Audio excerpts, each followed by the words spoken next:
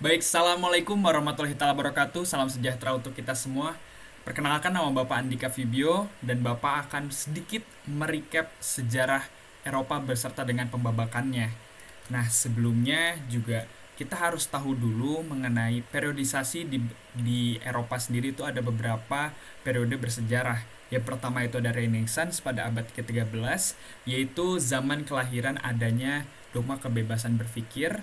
Namun selanjutnya itu ada merkantilisme pada abad ke-15, yaitu upaya penjelajahan orang Eropa untuk mencari lahan baru dan sumber daya alam yang mereka butuhkan.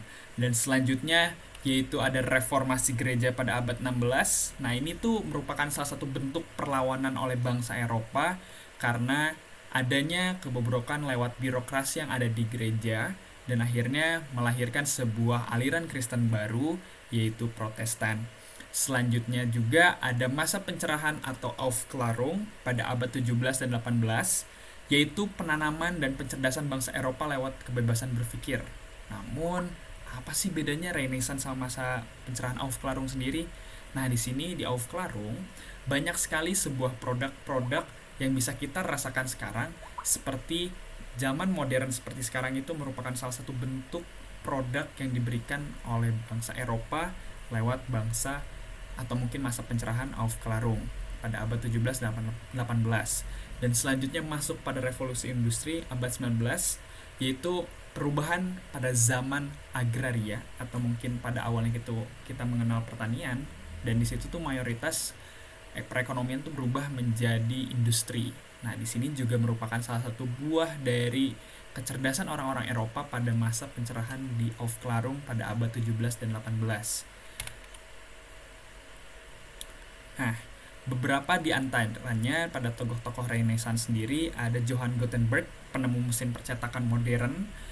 Jadi printer yang biasa ada di rumah kalian atau mungkin ada di tempat-tempat percetakan merupakan salah satu buah pemikiran yang dibikin oleh Johann Gutenberg. Karena mesin percetakan yang dia usung itu mudah ada di mana-mana dan berbeda dengan yang ada di Tionghoa. Di Tionghoa sendiri itu masih berupa balok, jadi penggunaan atau mungkin prosesnya itu agak sedikit lama, dan Johann Gutenberg berhasil membuat ringkas mesin percetakan, dan dia juga dapat mencetak hasil kayak misalnya sejenis Injil, namun mereka lebih cepat dibanding dengan metode percetakan yang diusung oleh Tionghoa. Dan selanjutnya itu ada Nicolaus Copernicus atau Copernicus ya. Dia menemukan teori heliocentris yang pada awalnya gereja beranggapan bahwa pusat tata surya itu adalah di bumi, dan bagi Copernicus bahwa pusat tata surya itu sebenarnya adalah matahari, dan matahari mengelilingi dan bumi mengelilingi matahari, dan bumi berputar pada porosnya. Jadi dia juga mempercayai adanya rotasi dan juga revolusi, yaitu dikala bumi mengelilingi matahari, dan itulah yang menyebabkan adanya perbedaan cuaca atau suhu di berbagai negara di dunia. Dan juga ada pembabakan antara antara antara musim-musim yang ada di dunia gitu, seperti itu. Dan Galileo Galilei merupakan astronom yang mempercayai teori heliocentri yang dipaparkan oleh Copernicus, dan Galileo Galilei sendiri itu yang menyempurnakan teori yang diusung oleh Copernicus. Dan Leonardo da Vinci merupakan seniman yang termasyur kala itu, dan bisa kita lihat sekarang itu ada banyak sekali hasil dari Leonardo da Vinci dalam lukisan atau mungkin prototype atau blueprint kini yang kita ketahui, yang mencetus adanya teknologi-teknologi modern oleh tokoh-tokoh Renaissance seperti Leonardo da Vinci. Dan Christopher Columbus merupakan explorer yang sampai ke daerah Amerika, dan mereka menemukan sebuah upaya untuk menduduki daerah tersebut, dan bangsa Eropa juga menyadari bahwa oh ternyata bumi itu bulat gitu, dan Christopher Columbus tuh menjadi salah satu orang yang membuktikan itu juga kala itu. Dan selanjutnya ada merkantilisme. Nah, Columbus kala itu menemukan sebuah tempat baru, dan otomatis merkantilisme sendiri merupakan salah satu upaya untuk mencanangkan tujuan Gold Glory Gospel, atau mungkin mencari sebuah kekayaan, mencari sebuah ke kemenangan atau mungkin mencari atau menemukan sebuah tempat untuk menyebarkan agama gitu atau dogma.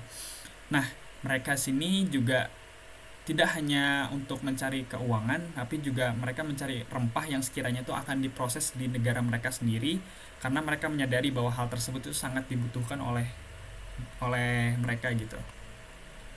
Dan tujuan dan latar belakangnya itu adalah penjelajahan samudra dan juga penyebaran keagamaan, dan juga menambah dan menjaga kekayaan negara, membangun jaringan usaha dagang. Nah, di sini pada zaman merkantilisme sendiri itu hadirlah beberapa kongsi dagang seperti VOC dan juga EEC. Ini VOC ini dari Belanda dan EEC ini dari Inggris gitu ya. Nah, kurang lebih hampir sama gitu ya. Mereka itu mencari sebuah sumber daya alam yang sekiranya tuh mereka akan produce di daerah mereka sendiri agar berguna untuk negara maupun rakyatnya mereka sendiri gitu. Kayak gitu. Nah, dampaknya apa sih yang dirasakan oleh Indonesia? Yang pertama itu penjajahan Belanda yang berkepanjangan, pengenalan cara bekerja Eropa di Indonesia seperti undang-undang, manajemen sumber daya manusia, dan kini pun bisa kita rasakan adanya sedikit diantaranya itu adalah paham-paham yang Belanda berikan kepada kita untuk memberi kayak manajemen sebuah birokrasi di Indonesia gitu ya, dan juga pengenalan agama baru, dan kala itu sebatas Kristen gitu. Dan di Indonesia awalnya hanya Islam, hanya Hindu, hanya Buddha, tapi dengan adanya bangsa Eropa yang hadir ke Indonesia, kita mengenal agama Kristen. Dan selanjutnya adanya reformasi gereja. Apa itu reformasi gereja? Yaitu tokoh-tokoh pembaharuan. Itu adanya sebuah keberlanjutan mengenai birokrasi keagamaan yang kala itu terlalu banyak dijual oleh pihak-pihak gereja. Kala itu di Roma banyak sekali gencar-gencarnya sebuah pembangunan gereja ya. Nah, jadi mereka ini mengupayakan adanya surat pengampunan dosa atau indulgensi.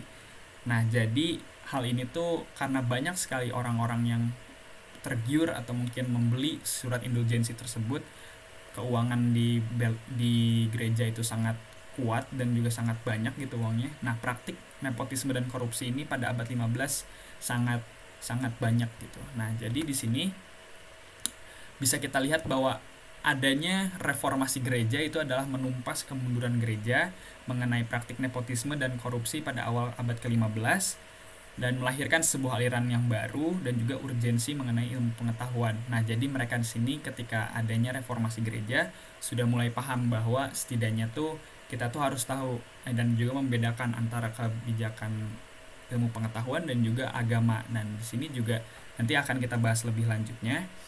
Dan di sini orang-orang Eropa sudah